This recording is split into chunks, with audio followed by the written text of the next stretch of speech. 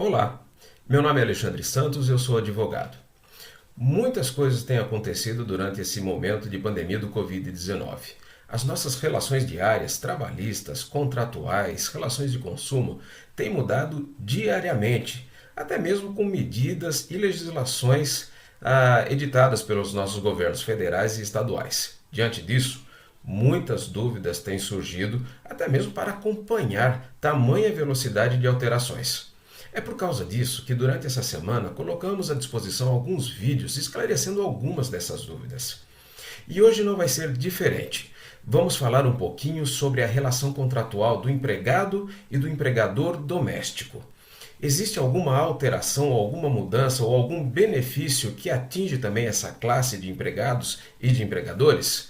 Vamos entender um pouquinho então sobre a relação contratual dos empregados domésticos.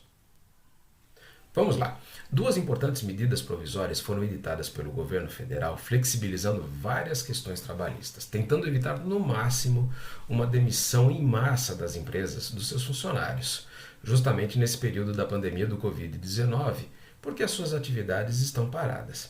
Essas medidas, elas vão tratar do auxílio emergencial, teletrabalho, banco de horas, antecipação de férias e feriados, suspensão do contrato de trabalho, redução de jornada e de salários. A grande questão que fica, que muitas pessoas têm me perguntado é: essas questões que são tratadas pelas medidas provisórias se aplicam ao contrato de trabalho existente entre empregador e empregado doméstico? A resposta é sim. Mas nem todas essas medidas fazem parte do dia a dia do contrato de trabalho do empregado doméstico. E eu vou deixar de tratar aqui desse vídeo por não serem tão importantes nesse momento e falaremos das principais que podem ajudar você a resolver o contrato de trabalho sem ter a necessidade de uma rescisão contratual neste momento.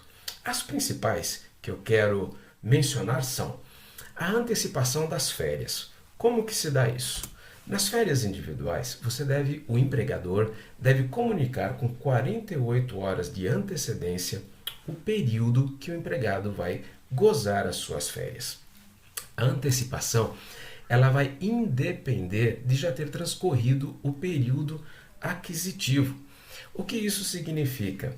Você deve lembrar que o empregado tem direito às férias a cada 12 meses trabalhados. Neste período, nesse momento específico, não há necessidade de ter transcorrido esse período aquisitivo, de ter trabalhado os 12 meses. As férias, elas podem se dar de maneira antecipada. E outro requisito também é que, se for antecipar essas férias, que não sejam inferiores a 5 dias. Empregador, como que será efetuado o pagamento dessas férias? Pois bem, o pagamento ele se dará até o 5º dia do mês subsequente ao da concessão das férias. Bom, e aquele adicional de 1/3? Esse vai ter um prazo um pouco maior. Ele vai ter até a data do pagamento da gratificação natalina ou do 13º.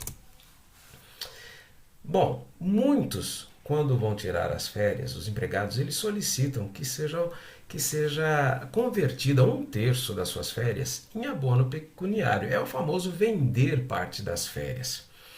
Nessa situação específica, é possível que isso aconteça? Bom, vai depender apenas do empregador. Apenas se ele consentir em comprar, vamos dizer assim, de você a 1/3 das suas férias e estiver isso no acordo escrito, é que essa situação poderá ocorrer. Bom, e a dispensa do funcionário? Tentei evitar a dispensa através de uma antecipação das férias, mas não consegui, terei que dispensar. Existem verbas a serem pagas, existem verbas das férias a serem pagas. Como que elas serão reembolsadas? Como é que elas serão pagas? Qual é o prazo?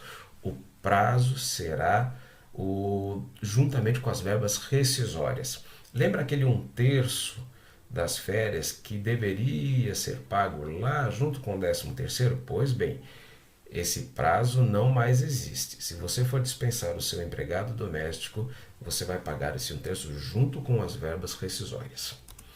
Outra alternativa que as medidas provisórias dão é de se fazer uma redução da jornada de trabalho juntamente com a redução dos salários. Qual é o prazo? O prazo é de até 90 dias. Quais os requisitos? Bom, precisa ter um acordo individual escrito entre as partes, entre o empregador e o empregado. E são alguns percentuais específicos dessa redução. Eu posso reduzir, o empregador pode reduzir o contrato de trabalho em 25%, reduzir a jornada e o salário em 25%, 50% e 70%. E aí, nessa hora, vai entrar aquela questão do benefício emergencial. O governo, através do seguro-desemprego, vai pagar parte dessa diferença aplicando o índice da redução sobre o valor do seguro-desemprego que o empregado teria direito se fosse receber uma parcela do seguro-desemprego. Então, se no acordo individual eu acordo, com o meu empregado que vamos reduzir o salário e o tempo de trabalho, a jornada de trabalho em 50%, o benefício emergencial que ele terá direito será de 50% aplicado ao seguro-desemprego que ele teria direito. Uma coisa muito importante, e os empregadores, inclusive os empregadores domésticos, precisam estar atentos. Fez o acordo individual, devem comunicar ao Ministério da Economia e ao sindicato correspondente. Existe prazo? Sim. Formalizou o acordo, tem um prazo de até 10 dias para comunicar ao Ministério da Economia e ao sindicato. Tem penalidade? Não diria uma penalidade, mas uma consequência grave. Se você não comunicar, o acordo perde o efeito e você tem que pagar o salário na sua integralidade para o empregado.